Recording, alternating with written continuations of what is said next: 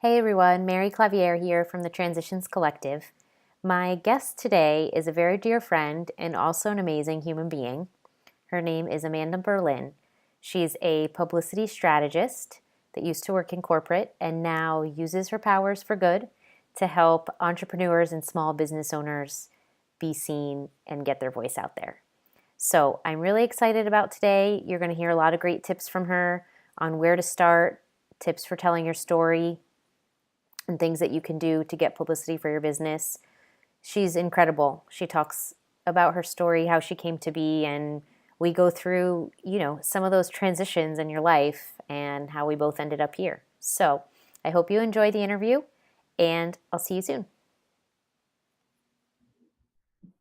Hey everyone, I'm here with Amanda Berlin. Hi, Amanda. Hi, Mary. Thank you for having me. Sure, I'm so excited to talk to you today about all things publicity. I'm excited to talk to you too. Yay. So I went over a little bit for everyone, but for those of you that don't know, a few people know our story about how we met, but Amanda is a dear friend, and we met through another dear friend, Jamie Lieberman, who I also love. And I'm so excited because you've helped me in so many ways with my business, and I'm really excited to bring that to my viewers and have other people understand the impact that you have. Thank you. It's my honor.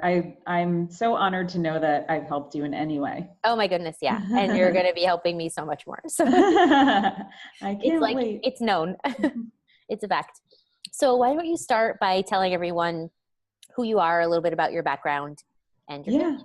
Yeah, absolutely. So I grew up in northern New Jersey. I went to college in Washington, D.C., and then I moved back to New York City almost immediately following college. And I knew that I wanted to do something in television. And so I got involved in television in like press junkets in that capacity of television. So I worked for a small company where the networks would it was a small company, but we had really big relationships. We had relationships with ABC, NBC, Fox, Lifetime, like all of the big networks in New York, and they would send us their talent and we would book them on television stations across the country to promote whatever new project was coming up on the network. So it could be a new reality show they were launching, or a new movie of the week if it was Lifetime, or something like that.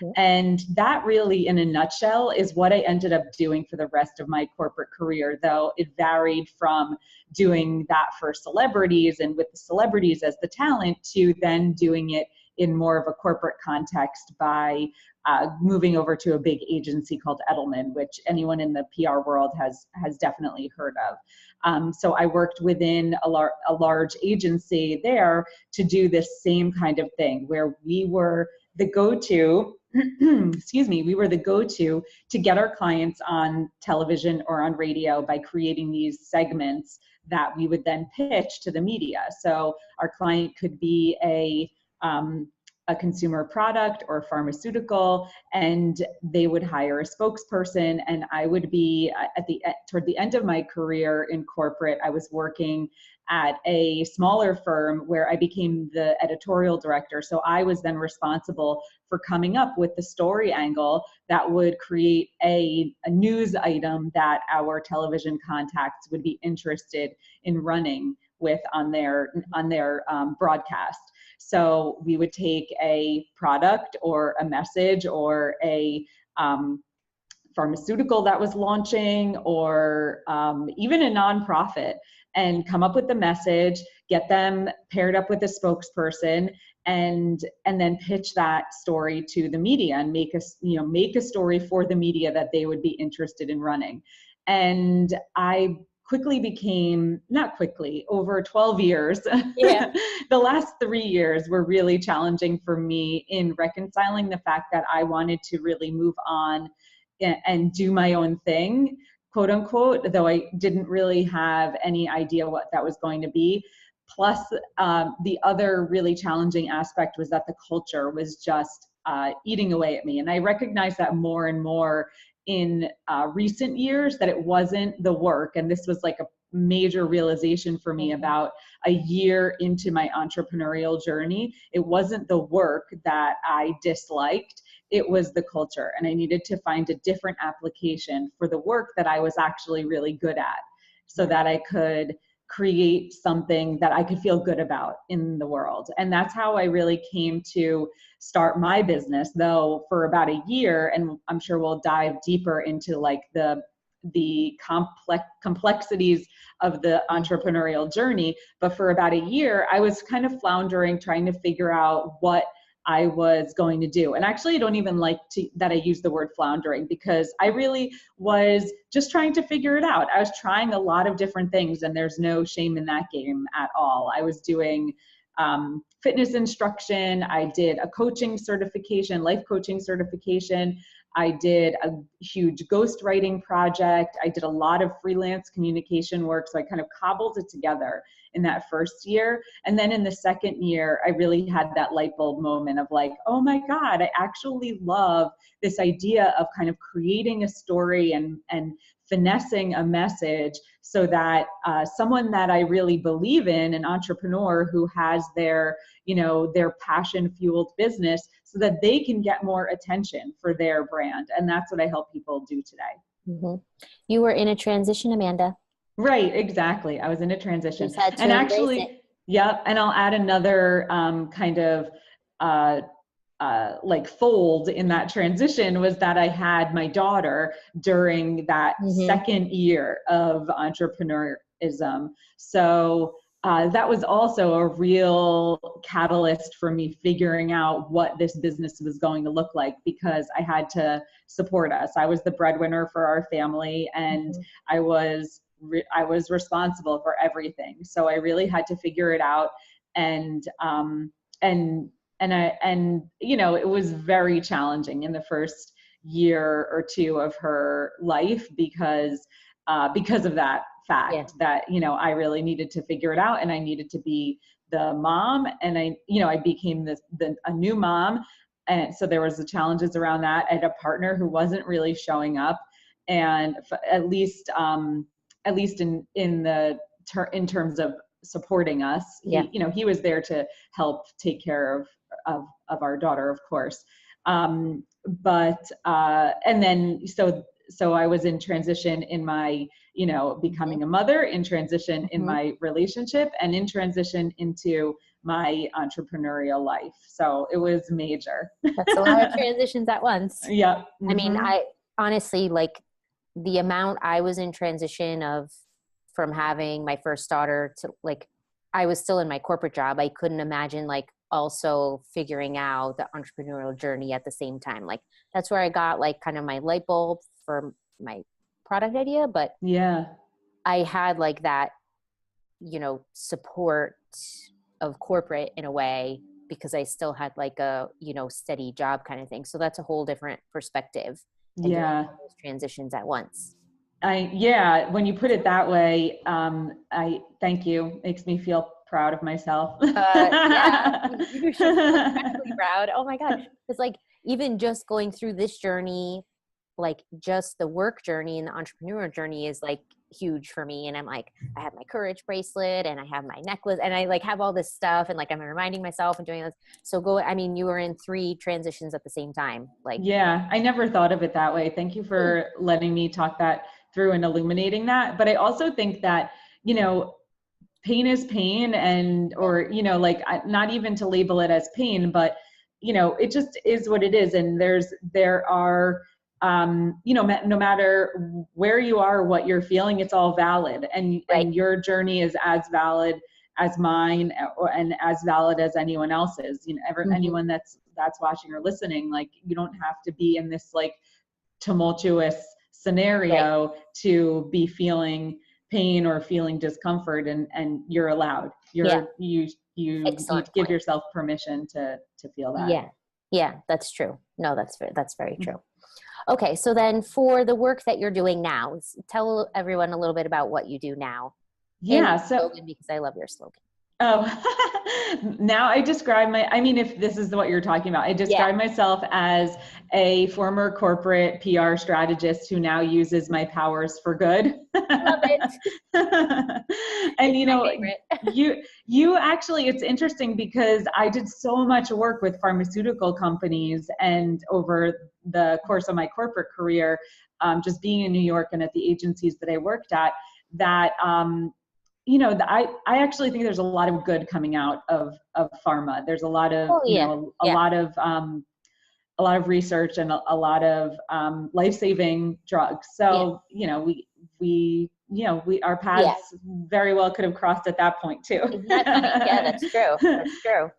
So anyway, so I'm a former corporate PR strategist now using my powers for good. And I help my clients really tell their story, figure out what's unique about them, create their message, spread their message in the media, and also come up with ways to serve their clients that are uniquely them and really help them step into the work that they want to be doing, but also bring in money for the business. A lot of times my clients are stuck doing things one way, and they're like banging their heads against the wall. They're frustrated that the money isn't coming in, and they just need to look at different ways that capitalize on their strengths to bring in capital. So, so with all of that comes my, kind of my zone of genius is like, once we figure out what it is that you're offering, how do we get it in front of the people that need to hear from you? And that's the publicity piece. Yeah. Okay. Yes. Let's talk about your superpower a little bit. I know you say zone of genius. I think you say superpower sometimes too for people, but I like superpower. So let's talk about that. The fact that you connect people and you get them out there and sharing their story. So what would you say to people that are, just starting out, trying to figure out how to communicate that story or what they should do? I feel like, and I did this a little too when I was in the very beginning, you downplay yourself and then you're not sure how to go out there with your message, and you think, oh, but I'm not big enough to have a message. And I think you completely don't agree with that, We all have a story to tell. We all have a story to tell. And especially for women watching this, I think that one way, and there's so many different ways to tell your story, and that's maybe why it gets overwhelming. And there's so many different details to our stories that we just don't know where to begin. So I'll give you this one sort of tactic that I think might be most resonant for this audience. And that's a simple before and after story, because we've all done something. We're in transition, right? Or we have experienced a transition. We've all done something before. And there was a moment where we had an epiphany and we realized that things could be different, or we wanted to change, or we had a brilliant idea and we put that idea into action. And then we have an after. We have, what came next. And so that's actually like a classic three-act narrative that you would see in any, Hollywood film or Broadway play or whatever. But we can apply that here. So I would encourage anyone watching, if you're thinking about like, what's my message or what's my story, this could be one way to describe it. And when you think about the way that I told my story, that was also kind of how I told it. There was that moment where I had that realization that I didn't dislike the work. I just needed to apply it in a way that that felt soul nourishing to me. So so that's one tactic. The other things that I think are really important are having a point of view, just period, the end. Being able to, when you don't have a point of view, it's difficult for anyone to know what you stand for. It's difficult for them to pinpoint exactly what you do. And it's difficult for anyone, therefore, to send people your way if they can't really identify what it is that you're doing and who you're looking to connect with. So develop your point of view by really focusing on what it is in your industry or your niche that you really believe in. What's your stake in the ground moment? What is your stake in the ground message? so that's another thing to think about as well.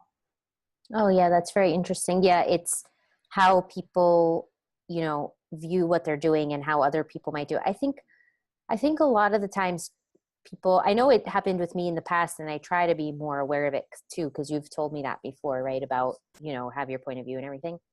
It's scary to put a point of view out there. That's part of like, because that's how, you feel maybe like judgment comes into you or something, Mm-hmm. or you think about the ramifications of it. But really, if you don't start somewhere and you don't get something out there, then you're nowhere.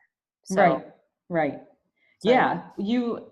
That's the other thing I like to say too, is that there's always somewhere to start when it comes to putting yourself out there, even if it's simply sending an email to your natural network, the people who are in yeah, your contact list, and telling them, and this is like something that needs to be crafted in a particular way, but that's where to start that's a form of putting yourself out there, is telling them what you're up to and who they can send your way, or what they can do to help you, or telling them what you can do to help them. So yeah, that's there's always a way to put yourself out there, and thinking that it won't be uncomfortable, I think, is also um we're kind of fooling ourselves. You just right, have to understand that it may feel uncomfortable. yeah, But to that, I also like to remind myself and anyone that I'm working with that, isn't we're here for a reason, right? Like we started these businesses because there's something that we believe in. Like hmm even the undies, right? Like I think that there's a real powerful like feminist message underneath your business. And that is that we deserve to have access to the product that we need without stealing them from the hospital. So like oh my that's a God, you're real so right. stake in the ground moment, right? And but my point is that there are women out there who are suffering because they don't have Right, access to this product. right. And isn't it worth, and I'm just using you as Yeah, an yeah, yeah, example that's because okay. I know that it is Do it. it Yeah, we yeah love the undies. It's silly. Yeah, no, but I know that you personally are willing to be uncomfortable and put yeah, yeah, yourself out there. But I'm yeah. just saying, like, isn't it worth it for you, whoever we install into your Right, place in this story, isn't it worth it for you to be a little bit uncomfortable and put yourself out there in a way that feels like a stretch for you, so that those women aren't suffering anymore, so that right. they know about the opportunity that you can give them? Yeah, like to help and serve other Right. people, because Mm-hmm. otherwise, what am I doing? Like, what are Right. we doing here if we're Right. not doing something meaningful? And Right. whenever I get it, well, I'm uncomfortable a lot, especially as an entrepreneur now. Like, there's just Yeah. always something new to try. Me too. But one of my things that I tell myself is, there's all those quotes and everything, but I tell myself, feel the fear and do it anyway. Yeah. Because Right. Just if you're do it. not like, yeah, if you're not uncomfortable in some way, shape, or form, I feel like you're also not growing, right? Like Right. the Mm-hmm. discomfort, like with discomfort comes growth. So, Yeah, say, it's okay, true. like the first time I was putting myself out there with the undies, or even my first podcast episode with you, which Uh-huh. I'm so happy about because it's like a memory for me now on my It was last the day of best. corporate. That's Yeah. it. I mean, That was the best timing ever. yeah. So for the viewers, so Amanda has, and we'll get to this too, but Amanda has the Empowered Publicity podcast, which Mm-hmm. has amazing information about how to get yourself out there and different aspects of publicity and your voice and all these things. So I was her first on-air coaching call, and Yeah. we It was went the first for through. both of us. Yeah, yeah, that's true. Yeah, that's true. And it just happened to be recorded the day that I finished at my corporate job. So I have this like memory of like my old life with my new life. Yeah, It was so great. Yeah. beautiful. From live from your car. Yeah, from my car. And yeah, and also, for anyone watching, just this is a little bit of a plug, but I'm always looking for people to Yeah, do on-air coaching episodes yeah, with. So you can go to that's a good point. amandaberlin.com/on-air coaching to Good. fill out the form there. Yeah. Yeah, I'm glad you said that because people should do that. I mean, It's it's super like, fun. yeah, exactly. And they'll learn a lot. So, Okay, Thank you. so another question then about, again, about your superpower and about, well, publicity and when you're in the space of growing. So say you've kind of started out, you have this idea, you put something together, maybe like me with the undies, you know, like, okay, I have this product and I'm going to start, you know, I made my website and decided my story and everything.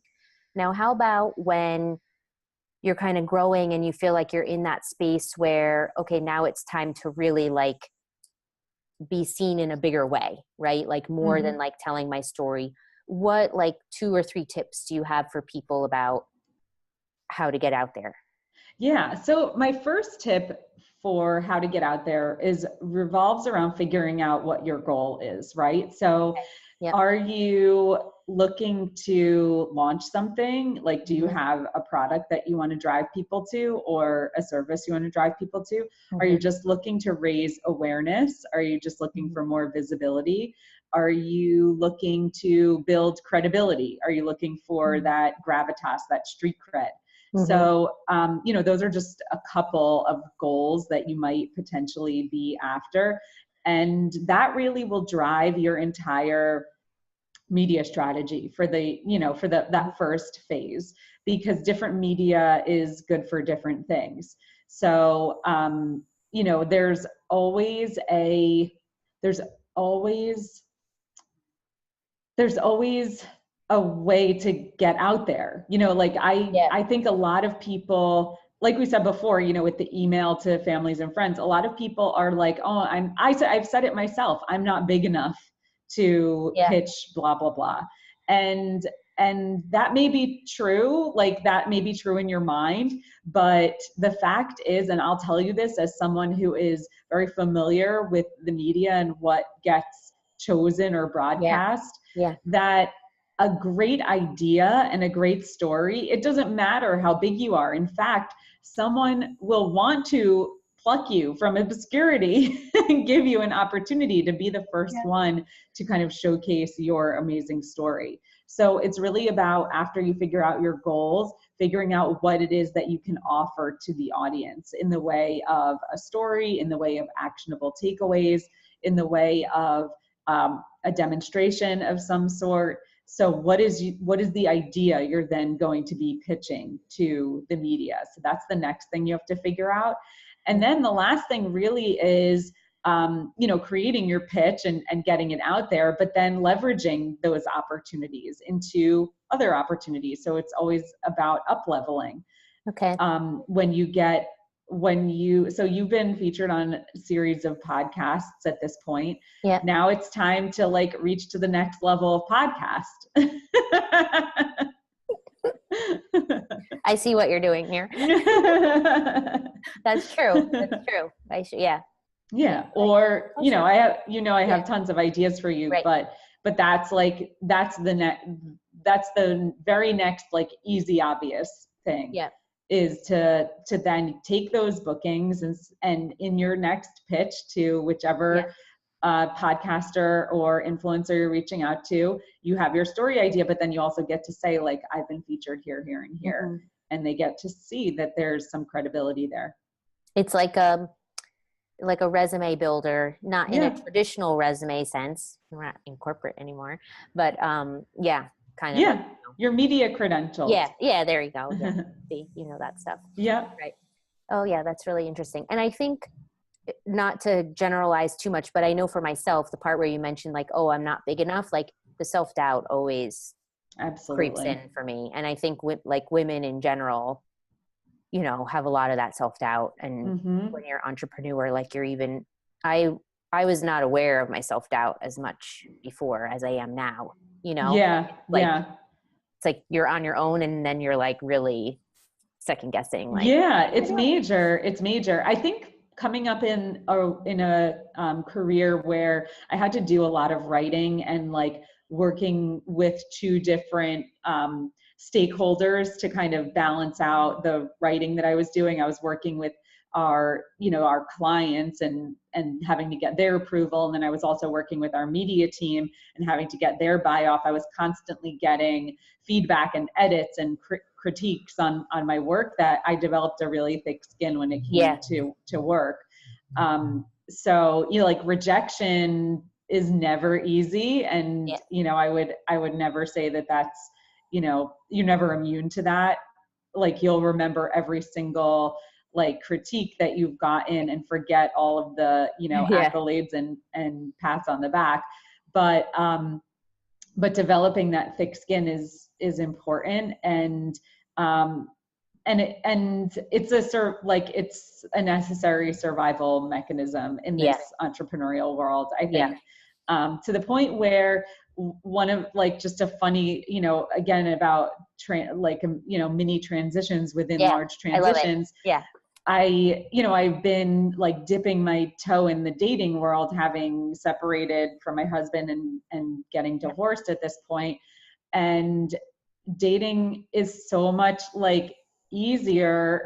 And I know that many of the women we're talking to may not be in my boat, but like even, just like these personal interactions, whether it's with new friends Yeah. or new potential suitors, it's just all so much easier because of the work I've done in putting myself out there in Yeah. my business. So it's all, it was like really amazing how much I worked that muscle and not realized it until I Yeah. was in this other situation. Yeah, that's cool.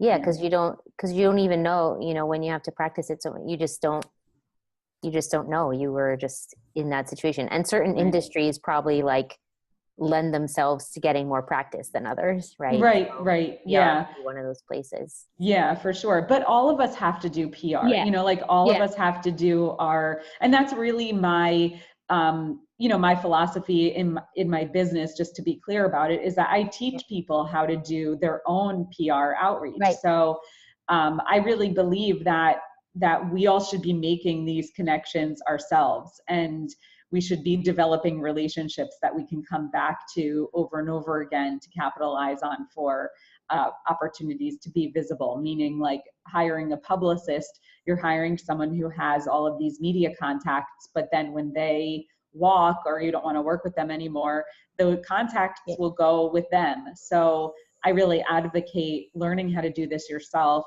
so that you can tell your story in a compelling way, because also journalists really do want to hear it from you, and make relationships that will fuel your business in perpetuity. Yeah. Well, I remember you even said, you told me once too, like, no one's going to tell your story the way you tell it. Yeah, I So, I firmly mean, believe that. no one else is going to say that I cut my underwear. Like, Right. Yeah. No one can, right. It just doesn't, I mean, they it's could send a little like blurb or press release right, or media kit that has all of that, but it right, just does not right, sound the same. right, right. Yeah. Okay, so we mentioned the podcast briefly, which we'll say at the end too, because I really want people to check that out. But you also have workshops, because I've been to one of your workshops. Mm-hmm. They're amazing. And can you tell us a little bit about what you do in the workshops and when your next one is coming up? Yeah. Yeah. I've been doing in-person workshops this year in New York City. I did the one that you came to was about planning your media strategy. Yeah. The next one is October 4th, 2018 from 2 to 7 p.m. in Midtown. It's in like the 30s. And it's called Fresh Money Flow, where we're going to create and promote your next revenue generating venture in your business. So like I said, we a lot of times have been doing business the same way over time, or we think, even me, like when I was starting out, and particularly a lot of my clients actually were starting out, and we have this kind of single-minded notion of how the money is going to come in, and it gets so frustrating when it's just not bringing in the money that you want it to be bringing in. Yeah. And a lot of the work that I've been doing with clients as of late has been to figure out how to decode from their audience what it is that their audience really wants from them, how to create that service based on what you really want to be doing as well, so you're Yeah. not taking on work that you don't really want to True. be doing. And then how to package and promote that service. And so that's where the promotion piece comes in, because we'll talk about how to get it in front of the people who really want to work with you. Right. Oh, awesome. I love that. Yeah. Yeah. I'm coming. Thank you. So, Okay, good. so I'll see you there. Very good. Okay. A final question that I have that I ask all the viewers is, I mean, all the interviewees. Um, what is your tip for someone? What is the skill that you use the most in corporate that you found most helpful as an entrepreneur? Oh, that's a really good question. It really is the thick skin. It really, the Yeah. resilience, I would say. Not to reiterate something that we already talked about. So let me see if I can add something that maybe is a Hmm. little bit unique. But you know, yeah, I think that it's just, something that is um accrued over time. It is like a muscle that you exercise. And I don't think that we can pretend not to care. Like, that's not what thick skin is about. Yeah. Thick skin is remembering that it's not about you personally. It's not it's not a rejection of you as a person. It's it's actually it's actually the phrase, it's a no, but it's not a no, but it's a not right now, right? So Right. we need to be able to bounce back from those type of things with this idea that, like, okay, well, I'm just going to throw another idea at them, or I'm just going to, like, do this a different way, or I'm just going to ask a question, like, well, I understand this is not for you, but what kind of ideas are you looking for? If you're pitching the media, Mm-hmm. these Yeah. are responses if you're pitching the media. So the resilience, just I'd say deadlines, resilience, and just being able to also, okay, so here, actually, maybe this is my real answer. When I was coming out of my corporate life, for the last year or two, I was really miserable. And it wasn't really a skill that I learned in corporate, because I kind of came up with it myself, but it served me in corporate. And it was really this, like, internal, I'll use the word spiritual. I don't really think it was spiritual. It's just like a Mm-hmm. mindset thing, a Mm-hmm. practice that I came up with, because I was really in hate mode Yeah. at the end of my corporate I hear life. you. But I realized that I didn't know where I was going to go after, like, I didn't have a clear plan. So I wasn't leaving, like, I Mm-hmm. was going Right. to be staying there. So I had to come up with a way to exist and not Mm. hate my life and not make everyone else's life miserable.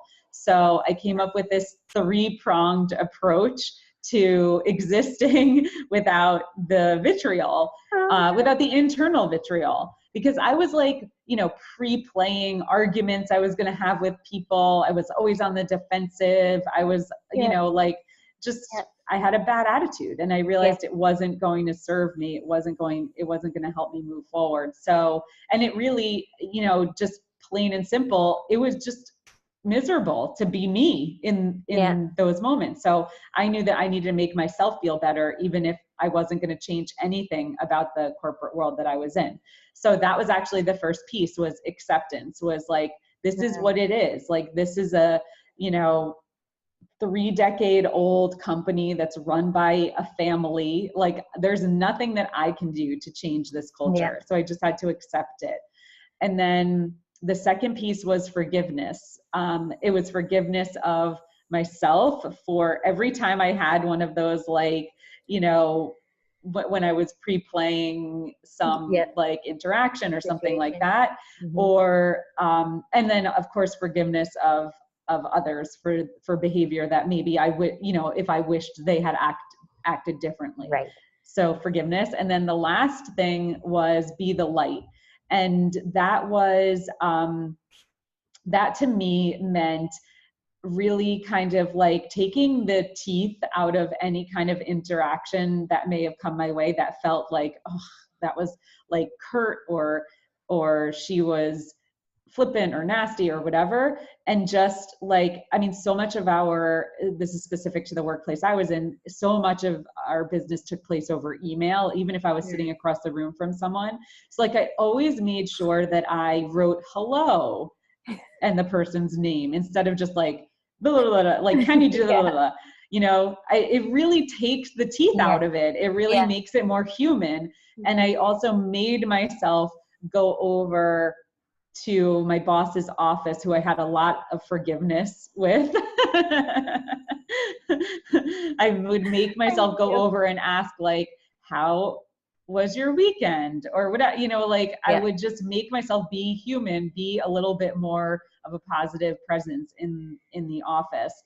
And with those, you know, and morale was bad there. Morale was bad. And eventually the company went out of business. So, like, it wasn't on a great track. So just like bringing some positivity myself made it feel livable for me. So those three things, I applied those in, you know, and we're talking about what you know, what corporate skill did I bring into my regular life. I apply those in a lot of different ways, especially in my personal relationships, acceptance, forgiveness, and being the light, you know, which also could mean like taking the high road or whatever. Yeah, so I'd say that the corporate world inspired me to create that mindset trifecta, and then I've used that in my regular life. I love that you brought that up, because that transition, I mean, for me too, it was hard, even though I did know that I had something else. But like, you know, being away from home every week, like week after week, like packing my bag again, it was just like, what am I, Right. it was miserable. So I was looking at the negativity and everything. And it's like, Yeah. you have to kind of decide at some point, you know, are you going to be free of this and have the right mindset, or are you not, you know? Right. So I Because then love it that. just gobbles you up. Yeah. It can devour It's you. over like I was Yeah. looking back now that I'm like a few months out, and I was a different person at the end there. Like, and I did not like what it was doing to me. It was just, you know, and so looking back, I'm like, oh, how did I do that? How did I not see at the time? You know, Yeah. when you're in it, it's like a totally different, it's just a different thing. But Yeah. I love that you brought that up, because we didn't talk Yeah. about it earlier. So, Yeah. Thank you. okay. So can you tell the viewers where they can find you?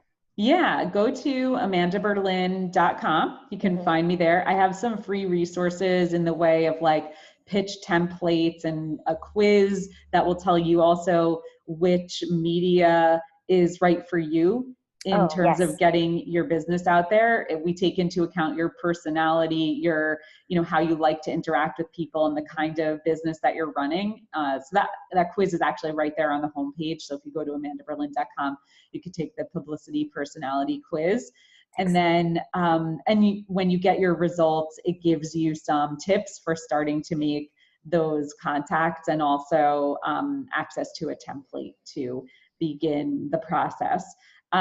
If you want to learn more about the event on October 4th, you can go to amandaberlin.com/freshmoneyflow. Okay. And come friend me on Facebook. I love connecting with new friends and colleagues there too. And I'm just at facebook.com/amandaberlin. Okay. And your podcast, it's on iTunes. I don't know if it's on other things too, but Yeah. Yeah. Well, you can get it at my website as well. Yeah. And yeah, it's on all the platforms. yeah. Yeah. Cool. But you find us Everyone should on check that out iTunes too. or wherever you get your podcasts. Right. True. Okay. Well, thank you so much, Amanda. This was Thank you, fantastic. I mean, Mary. of course, I always love talking to you. I So love made talking my to you day. too. I know, It and was I've missed wonderful. you, and this I was a know. great way to Right. reconnect. I really appreciate the opportunity, and I can't wait to connect with the women who are watching this, because I know that you know, we're all in transition in one way, shape, or form for forever. Like, I don't know even know why we call it transition. It's just life. It's true. It's true. Yeah, it's so true. So we have a lot in common, and I just want to make everyone feel like they have exactly what they need to create something that they love. Yeah, that's amazing. Okay. Well, Thank thanks. you. I'll talk to you later. Okay. Bye. I hope you all enjoyed that interview with Amanda. She's so fantastic. I loved so many of the things that she said. I especially liked what she said at the end about how to, you know, deal with the mindset when you're in the transition of maybe a job or a place that you're not happy. and how you can work through some of that. People don't always have something else to look forward to. They might know that they have to do something for a certain amount of time that they don't like. And I think that recognizing that as a transition and being able to prepare your mindset for it is an important thing.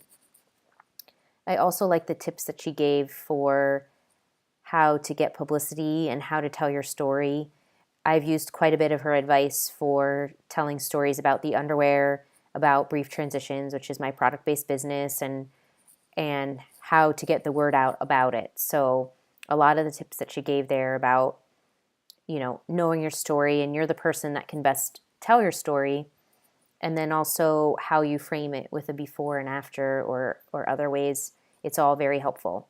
I encourage everyone to go get the publicity quiz, the Publicity Personality Quiz. So it's on her website, amandaberlin.com. I'll have everything in the show notes too. And I hope you enjoyed this episode.